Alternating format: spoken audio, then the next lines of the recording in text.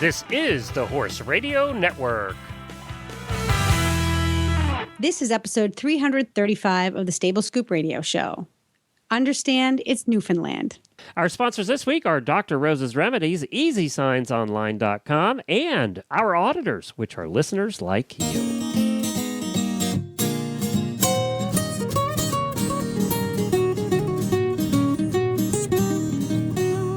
Welcome to the Stable Scoop, with weekly shows delivered right to you. With Helena and Glenn the Geek, live from the stable, it's every week. They bring you the news through hail or high water, while using their tails as their own fly swatters. So sit on down and laugh till you poop, cause it's time again for Stable Scoop. Stable Scoop. The Stable Scoop. Stable Scoop. This is Glenn the Geek. And this is Helena B. And you're listening to the Stable Scoop Radio Show on the Horse Radio Network. Well, Helena, how are you? I'm cold. Freezing, huh? I'm cold. I'm not freezing. I'm just cold. Well, it's been like in the 20s there forever, hasn't it? Well, 3 days, and that feels like forever. Yeah, that's forever enough. It's the 20s. And I'm out there trying to dislodge the manure piles that are frozen to the ground. We talked to some people on the driving show this week that did a sleigh rally last weekend in Wisconsin, and it was -5 when they did it. God! And they said that was one of the warmer years. Gosh! Yeah, I know. Everybody was bundled up. I looked at the pictures, and they were pretty bundled up, and they said, "Oh, it wasn't too bad. It wasn't windy." Okay. But once you're bundled up and you're outside moving around, it's not so bad. But like, there's just a unique set of weather circumstances that it's 25 degrees, and it has been for the last 3 days, but it's also misting. Well, you're right along the ocean, so you pick up that moisture and it goes right through you. Your fingers, doesn't matter what kind of gloves you have on, it's miserable. It's a miserable existence. And the horses are like, they can't go running around because it's icy outside, and they're like, "What are you doing? Can we play? What's going on? Is that an ice cube? Is it going to eat me? It's going to eat me. I'm going to run over here. Oh, wait, there's a lion in the woods. Wait, let me come back and sit in your lap, Mom, because I'm afraid that deer is going to turn into a lion and eat me." It's just like everything goes wrong in the cold. Are you making the ice bucket sculpture in the barnyard? I'm making jewelry. Jewelry? So I have this thing. I have this I got it in like a Chinese food store, like kitchen shop. It's a strainer, and it's used for, I don't know, straining things. And I use that to scoop the ice out of my buckets. Okay, gotcha. But I'm always so freaking aggravated that I have to do that I take the ice and I fling it across the barnyard. I fling it. You really need to move to Florida. which is probably why my horses are all jacked up. I'm always throwing ice balls at them. So there's this, and it takes just 5 or 10 minutes for the things to stick to the ground. So all over my barnyard, which is primarily it's like walking on pebbles, sand and stone dust. It's really pretty, but it looks like a necklace. It looks like a diamond necklace. It's all ice chunks that I've hucked across the yard. I remember we used to take the buckets used to totally freeze solid overnight. Yeah. And you used to turn them upside down, and we used to build pyramids with them, and the good old days. We're going to go find out about, how do you say that word again? Newfoundland ponies, who apparently there are not a lot of them left in the world. And we have Emily Tchaikovsky coming on to talk to us about Newfoundland ponies. We haven't done a breed segment in a while. You can say Tchaikovsky, but you can't say Newfoundland. I know. Honestly. So that's coming up, and you have a product for us later in the show as well for our Tack and Habit segment. So all of that. But before we get started, let's talk a little bit about a news story that came out this morning that relates to a previous episode that we did, and you can probably look that up for me, the cloning episode, if you remember, that we did 5 years ago now, maybe. Yeah. I was one of our first shows, if I remember right. we had the people on who do the cloning of horses, and we explained it all. And back then, if you remember right, it was fairly new. Had just started. Episode 11. Whoa. Okay, so that was what, 2008, 9? That was February 2009. 9, so 6 years ago.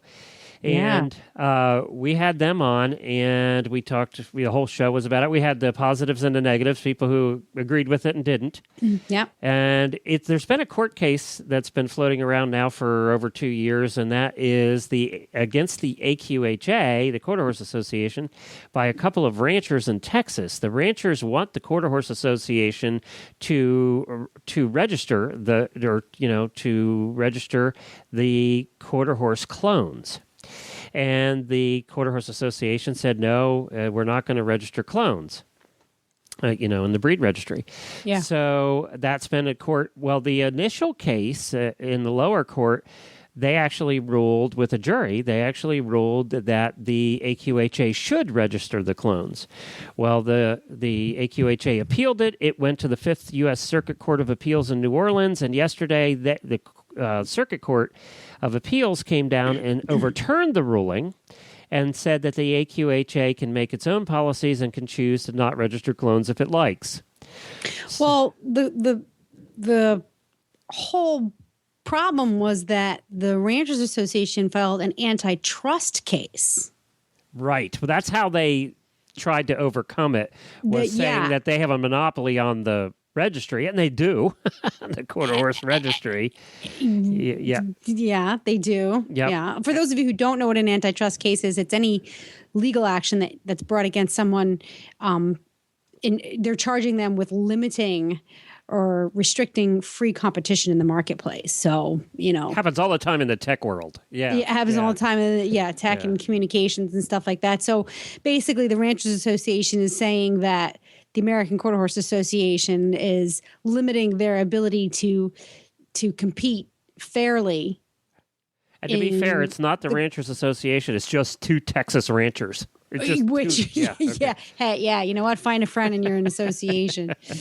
But can you imagine how much money these two got? Because they're already at the Circuit Court of Appeals. You know how much money they've spent on lawyers to this point? And now they say they're going to appeal it to the it goes to Supreme Court next, right? Once the Fifth Circuit Court, it's going to go to the Supreme Court next. So I can't believe the Supreme Court would take this case. I don't see it being a big enough scope. You know what, though? Yeah, we think it's not big enough because it has to do with horses. But they've made it not about horses. They've made it about business. Well, and true. And it really applies to anybody that's a registry of any kind, right?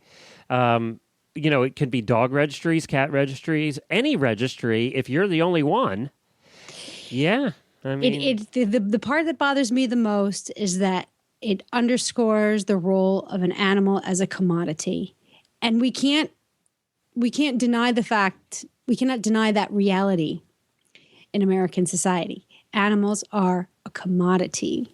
Well, and in this case, horses are still considered livestock, just like cows and pigs. Cows which makes them commodities, which means their financial value is always going to be important to somebody, and that in and of itself may end up getting this case to the Supreme Court simply because the West, the Midwest, these parts of the country, they.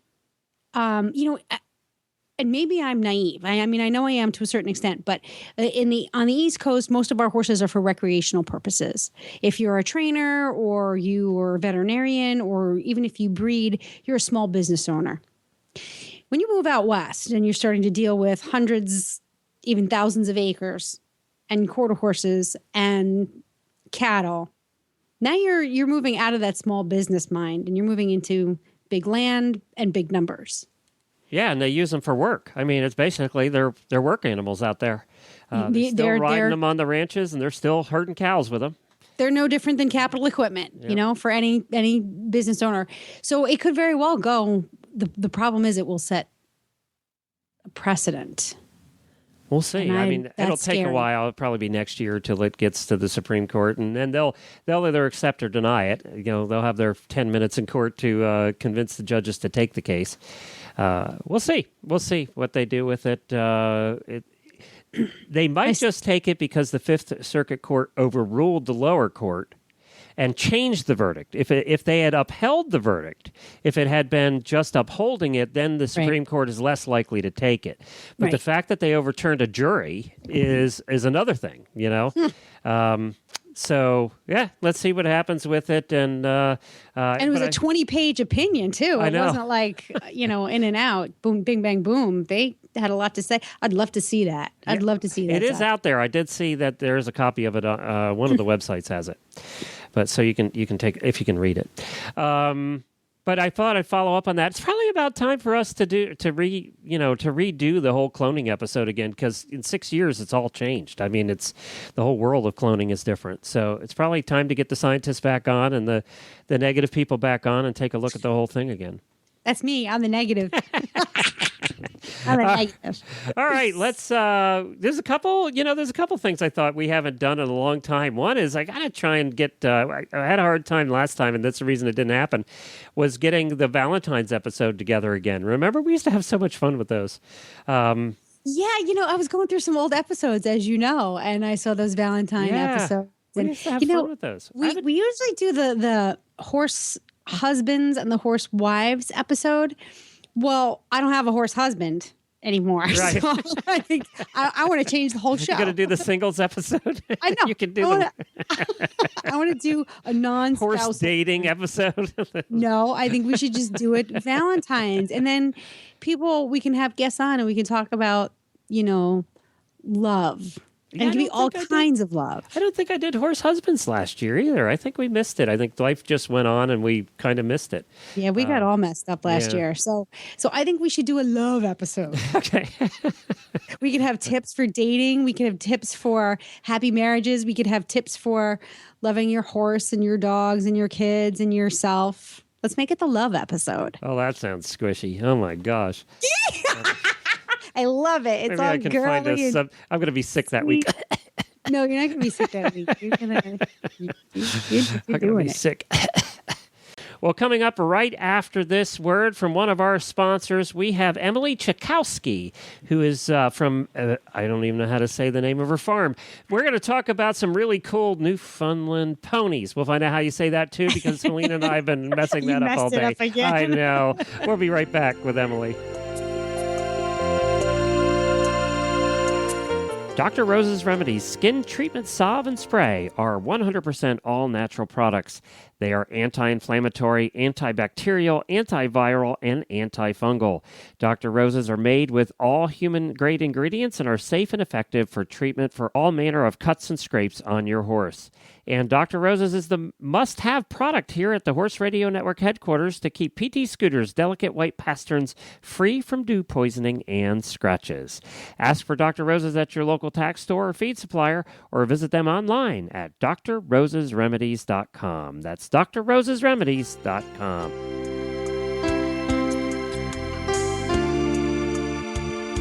Well, hi, Emily. Welcome to the show. How are you? Okay, you gave us 3 things that we can't say. Your name. Did I get that right, Chakowski? You got it right, yes. Yay! All right, all right. And then the name of your farm is Villy? Yes. Villy? Yes. Villy Pony Farm? Got it. Okay.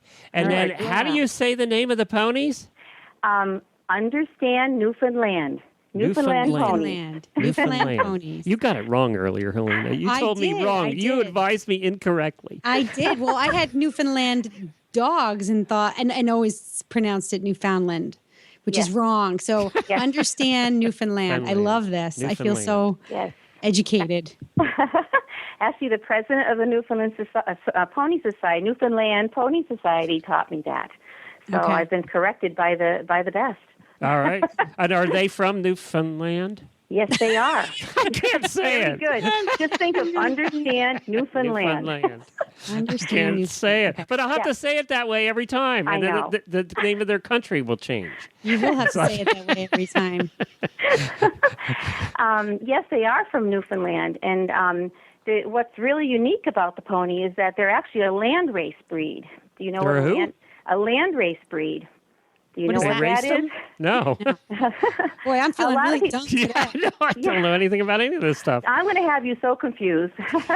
You'll be glad this interview will be over eventually. The Newfoundland pony is a landrace breed, and landrace breeds occur in animals as well as plants, and they are created by their environment and nature, not by humans. And the goal of nature is survival of the fittest.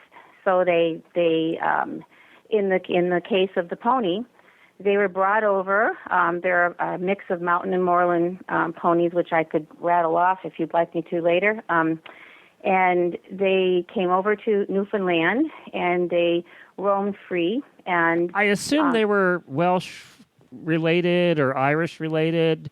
Yes, we have I'll give you the list. They're a mix of Exmoor, Dartmoor, Kerry Bog, Eriskay, New Forest, the Scottish Galloway, which is now extinct, Welsh Mountain, Connemara, Fell, Dales, and Highland. And there's been some genetic research that suggests possibly Icelandic and a few other things. And they interbred and became a distinct landrace breed.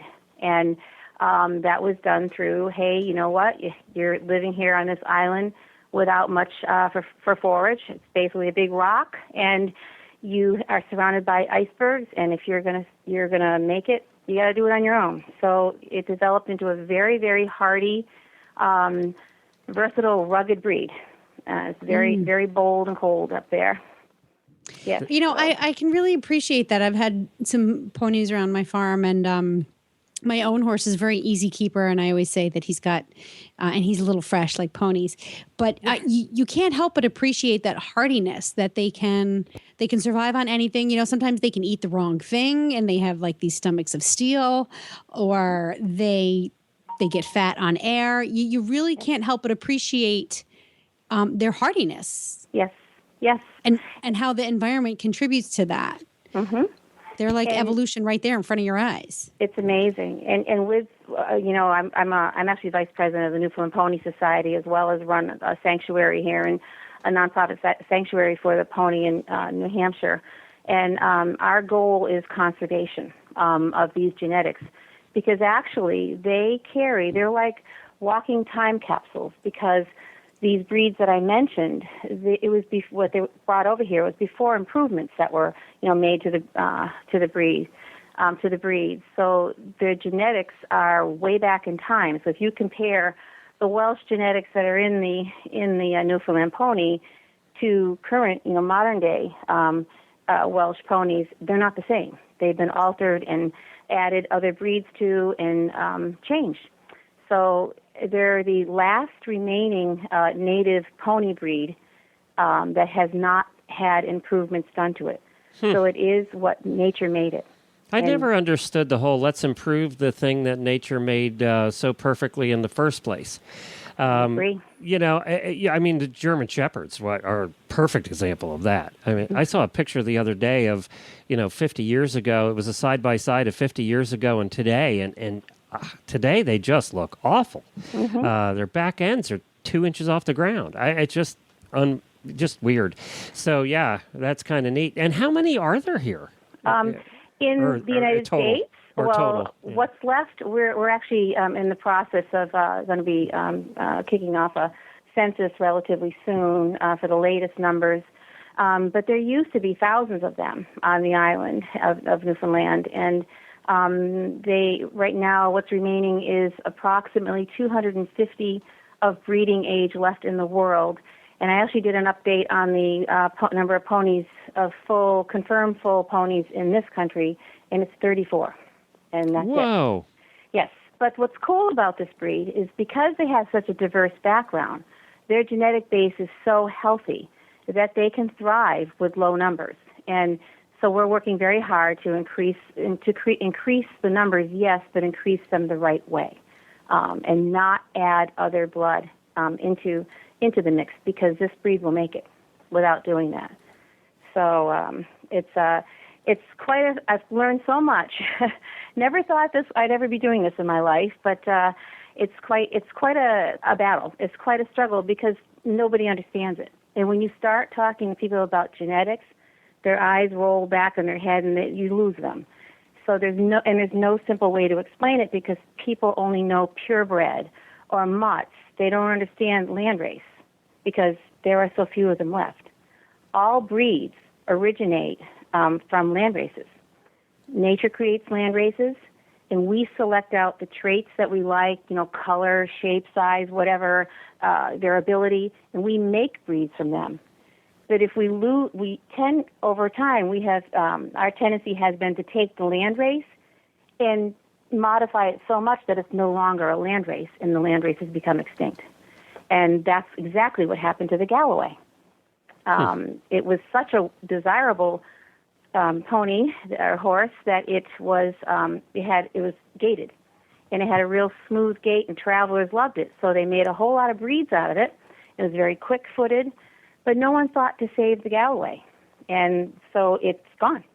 And that's what we want to do with the Newfoundland: is save the Newfoundland pony and bring healthy genetics into the future, which essentially, in a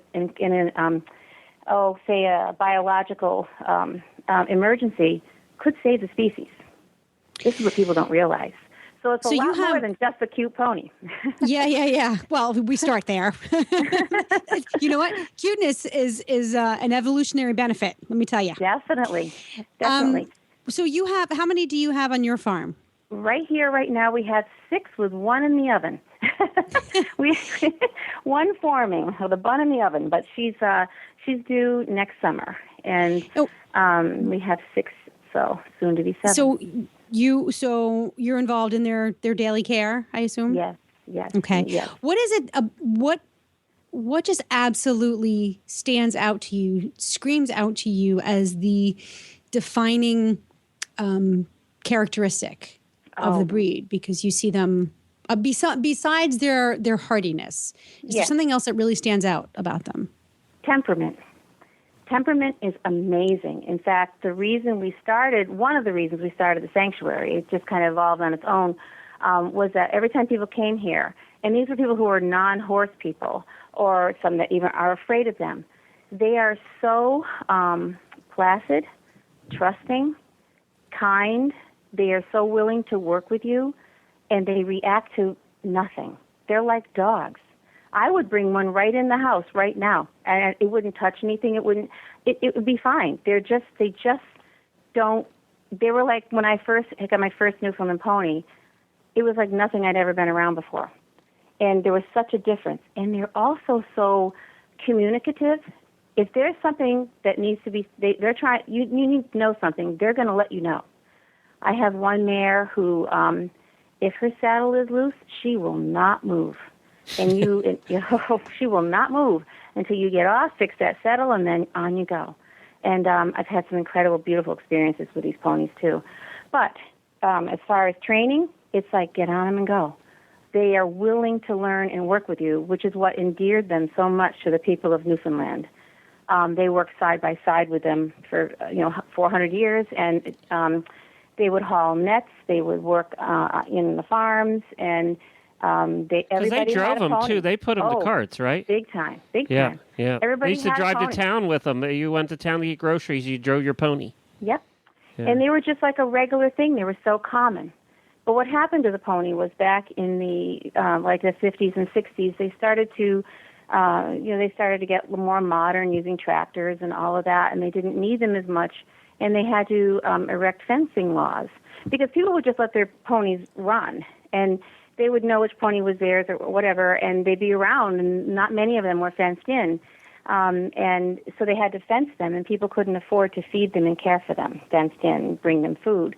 And so some were thought to go to good homes in Canada, but they went to dinner plates instead. So they were hauled off by the tractor trailer load in droves and slaughtered nearly to annihilation. Yuck. Mm-hmm. Yeah. That's what happened. They were thought to be mutts, and even today I still hear this. If I hear it drives me crazy. It gets the hair up on the back of my neck. But people just don't understand. But they're thought to be mutts. They were thought to have no value. They were just as wild rangy pony on Newfoundland, and they weren't a purebred. But what people don't understand is they're the basis. They're the beginning. They're the purest of the breds. Absolutely. And they're made by nature. They're what we call genetic diversity. And without that, species die out very quickly because they become so specialized and the environment changes, but their physical traits do not, and so they succumb to right. Yes. So, this is a shame because a lot of people do think unless it's a pedigree, it has no value. But those of us who've worked with mutts, whether it's canine or equine, we know that there's nothing that can compare to what they have to offer. That's right. There just isn't. So it's really nice to see that that conservation is such an important part of what you're doing. It's everything. Yeah. To keep the breed. It's not even keeping the breed. It's maintaining diversity. Right. And what people don't realize too, I teach the lesson through the ponies, but this also applies to animals in our food supply, and plants as well. Recently, in the last, I think, 2 years, the industrial pig population has been facing a disaster. I can't think of the name of the virus that's affecting newborn pigs, and they're all dying by the millions. It's something going through pigs. We breed our industrial breeds for product and speed of how they produce it. When we make that breed, we don't care how long they're going to live. We don't care how healthy they are. We care that they make their product, which is meat, and they make it quickly, a lot of it and quickly. So you get a disease like this, and when 90% of the pig population is an industrial breed, you get one disease comes through. What does that mean?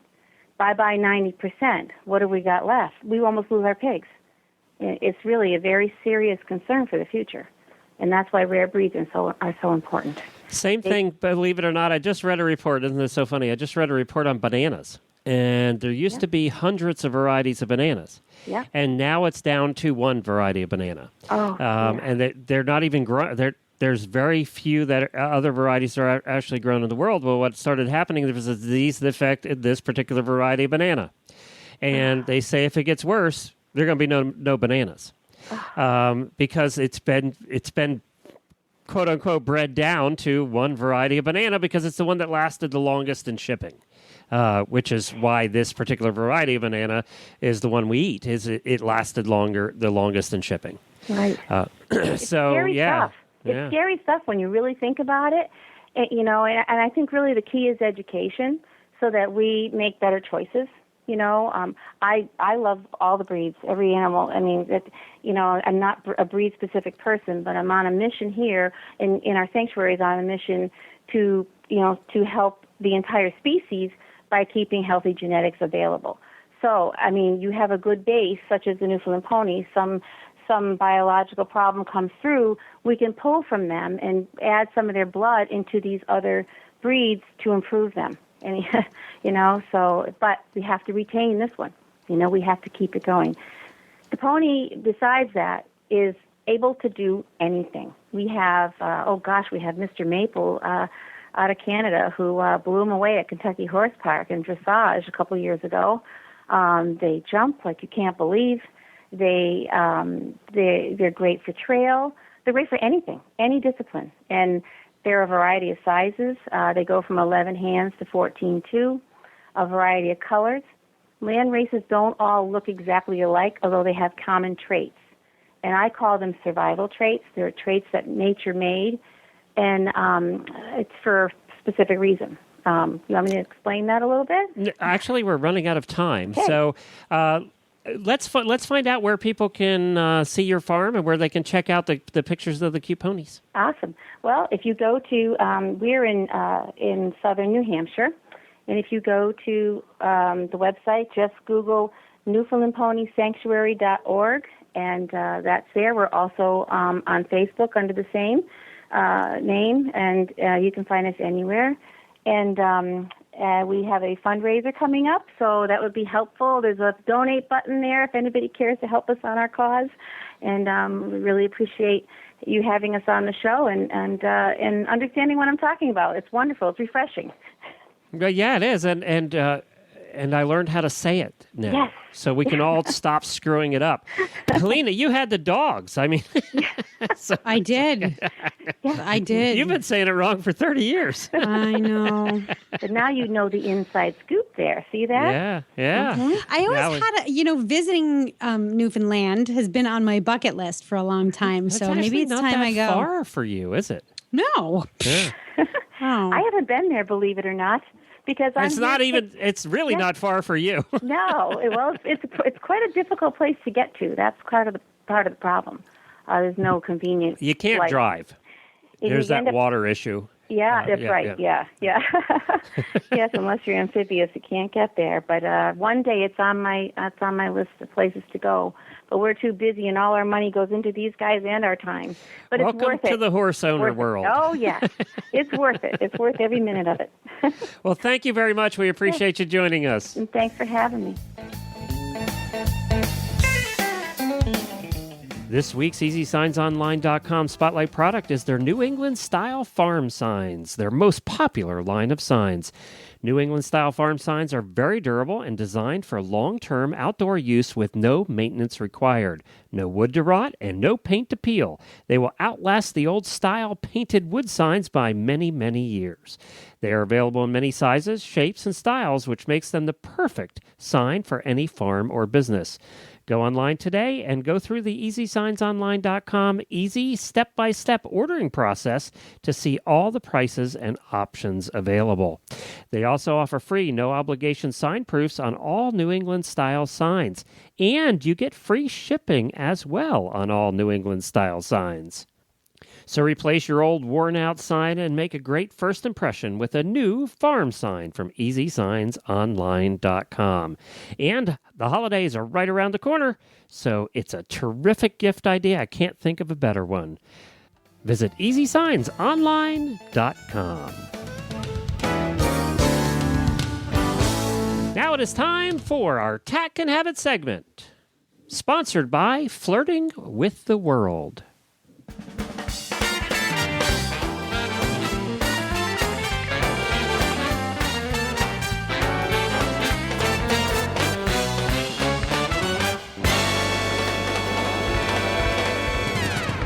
This Tack and Habit segment is sponsored by Flirting with the World. You can find them on Facebook at Flirting with the World. Okay, Today, what's Flirting with the World? Wait a minute. I know, What's I'm always up to Flirting with something. the World? I'm always up to something. What is it? It's my latest venture. Flirting with the World is a new creative project for me. It's a It sounds style like guide. a porn site. It's like chasing a fox, but without the fox hunting emphasis. It's not a porn site. Flirting with the World. you a It's a You make me swear. You see, I've tried to not swear, but you make me want to throw all these bombs around. And I've made All right, an I'm aim looking for it up. myself. All right, I've made an aim for myself to only use the bombs when they're absolutely necessary or appropriate. So Flirting with the World. It's a new creative venture for me. It's very similar to chasing a fox, but it's not about fox hunting. It's about style, fashion, home, life, some advice, lots of musings, lots of eye candy. It's a life and style guide that celebrates what I call the feminine spirit, which is defined differently pretty much by every woman out there. But it's just really a fun visual approach to finding balance in your life. Looking at the very superficial things like pink dresses and sparkly jewelry and understanding really what it means to be feminine, to feel feminine, and still get dirty on a daily basis. Boy, leave it to an Italian, a passionate Italian girl to come up with a name like Flirting with the World. You know, it's funny that you say that because the where I got the name from is many years ago. I was watching an interview with Madonna, and they were talking about how overtly sensual she is. And she's just really, she flirts all the time with everybody. And she admitted to it. She said, I do. I flirt with everybody. I flirt with men. I flirt with women. I flirt with animals and children. She said, heck, I flirt with furniture. I flirt with everything. And it really was an inside look into her personality. When you are willing to explore the world, you dip your feet in the water because you never know what kind of adventure is going to be out there. You never know what is in store for you. And if you're brave enough to just dip your feet in the water and flirt a little bit, the world holds unlimited potential for you. And so that's where the phrase flirting with the world came in, because I'm very much the same way. Let's try it. Why not is my motto, honest to God. Why not? So, you have a big, passionate Italian heart like mine, and you're constantly putting it out there. And what I found over the last couple of years is that the more you put it out there, the more courage you have in putting it out there, the more amazing, wonderful things will come your way. So this is a reflection, a little bit of those experiences of mine, and of course, the 1,000,001 other experiences I've had on the back of a horse. So cool. Well, very good. Flirting with the world. I didn't know about that. That's new. Yeah, go follow us on Facebook. A website will be coming soon, but of course, we're starting with the Facebook presence. Very good. And today's product is appropriate for it's appropriate for that. Yeah, it's appropriate for that. But it pretty much everybody in the United States is cold today and has been for a couple of weeks now. So I spend a lot of time outdoors, even in the winter, just because I cannot sit still inside. I go crazy. So I do those silly little barn chores in sub-zero weather that I shouldn't be doing. But it ends up taking an incredible toll on my face, on my skin, which is it's so dry. Even though I live near the coast, it's awful. It wreaks havoc. I look like, as my dad used to say, you look like you came in second in an axe fight. Thanks, Dad. There's a loving Italian father for you. I know. What happened to you? So I have very sensitive skin. I break out if a product has the wrong thing in it. So finally, I was in the supermarket and I was like, all right, I'm going to try this Burt's Bees facial moisturizer. And there was a lady in there standing next to me, and she's like, oh, I have this. I love it. It's awesome. So I'm like, oh, okay. This stranger lady says it's awesome. I need to buy it. I need to spend $20 and buy this tiny little jar of Burt's Bees facial moisturizer. So I did, thinking that I was being all au naturel and what's Burt's Bees? I mean, that's the first thing you think of, right? Oh my God. It made me break out so bad. It was just horrible. And it had fragrance in it, which I didn't have my glasses on, so I couldn't read what was in the gosh darn label. And I can't stand perfume in my products. I wear perfume when I go out, but I cannot stand it in like sunscreen or products or anything like that. So, but of course I paid like whatever, $16, $17 for the jar. I'm like, I got to finish it. And by the time I was done, I'm like, I can't ever use this stuff again. So I finally decided to research non-toxic products, stuff that's really and truly all natural. And the name of the company that kept coming up again and again was Ava Anderson Non-Toxic, which was started by a 14-year-old girl just 3 towns away from me in Rhode Island. Really? Yep. In Barrington, Rhode Island, which is how I'd first discovered the company. There was a write-up in a local paper about it. And that was a couple of years ago. And now Ava Anderson, the company, it's taken off. So I decided to try it. I purchased their moisturizer directly from their website. Now, they don't sell retail in stores. It's similar to some of the other skincare products. Yeah, it's sort of like consultant. Yeah, it's sort of like Avon or whatever that Avon, Arbonne, blah, blah, blah, right? So, and I still don't understand what the profitability is of selling that way versus selling retail. But anyway, I mean, I know, but I don't know. So I purchased it online. Now it's a small tube of it. It's only 2 ounces. It was $19.95, so it was expensive. Why is that stuff so expensive? I don't know. You know they're making it for 50 cents, right? I don't know that they're making it for 50 cents because the ingredients really have to be sourced. These are not things that you can buy easily in the cosmetics industry. Toxic products, chemicals, all that stuff that typically goes into cosmetics, that you can buy easily because the market's saturated. The wholesale market is saturated. I should say the manufacturing market is saturated with it. So all natural ingredients are not sourced very easily, and therefore it puts them at a higher price point. I get that. I couldn't deal with looking like I came in second in an axe fight any longer. So I was like, I'll try it. No matter what that's worth. That's $100 I'll pay. So let me tell you what the ingredients are. Aloe, organic aloe leaf. It's all organic. Rose flower extract, olive wax, rice bran oil, which we know, sunflower seed oil, camellia, green leaf tea extract, royal jelly extract, avocado, radish root, organic lemon, essential oil, sweet orange, essential oil, and pink grapefruit, which gives it a very, very, very light fragrance. Only when you first put it on, it's like you could barely smell it. You're putting it on your face. You're like, do I smell grapefruit? It's so faint, you almost don't know you're smelling it. I love this stuff. Absolutely love it.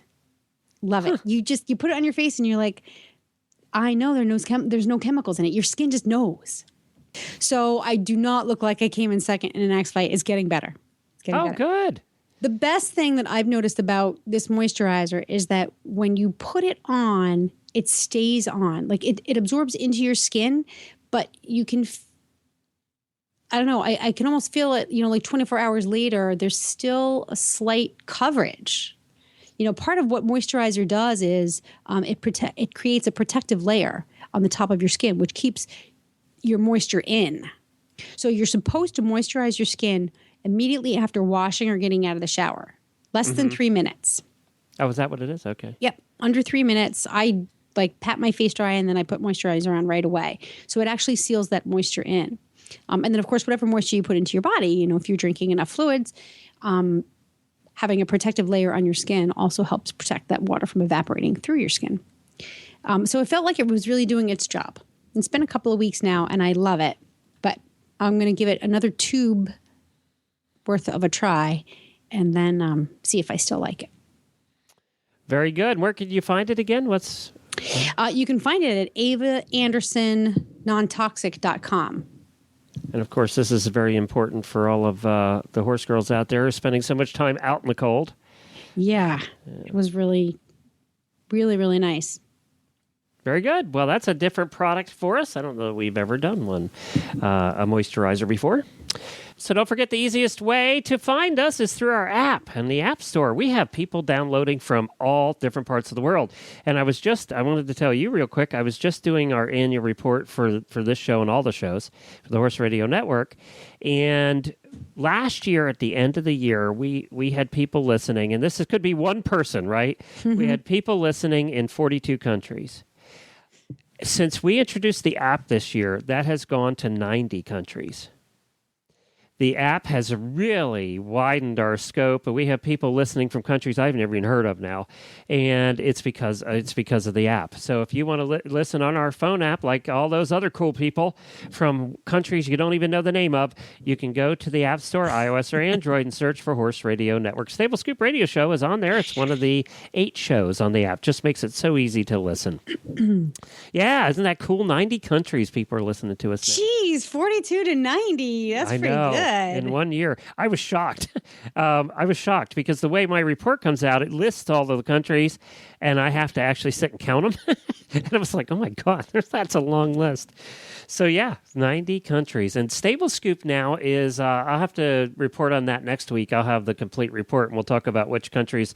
The countries' priority or number of listeners has changed a little bit on Stable Scoop too. Australia and New Zealand is now number 2 over Canada. So, wow, what happened to our Canada friends? I don't know. I think we're just getting more Australian friends. A lot of new people from Australia. So welcome to everybody from down under. We love our Australia friends. Yeah. And our New Zealand friends, Our New Zealand friends. Yeah. So I have a question for our New Zealand friends who are listening to the show today. Please write in and tell us, do you like or despise the term Kiwi? Oh yeah, that's a good because question. I don't know. We learned something. We learned something on today's show about a certain phrase that's inappropriate when it comes to describing horses and dogs.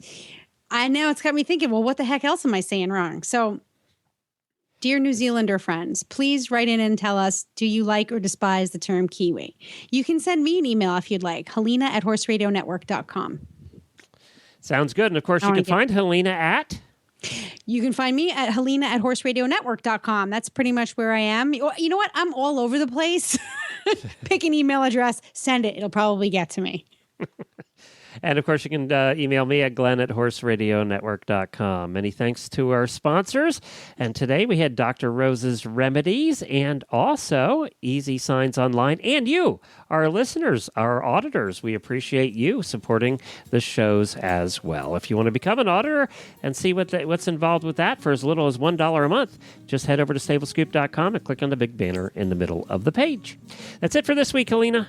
That is plenty, but there will be more next week. Until then, happy scooping or hammering if your poop is frozen to the floor.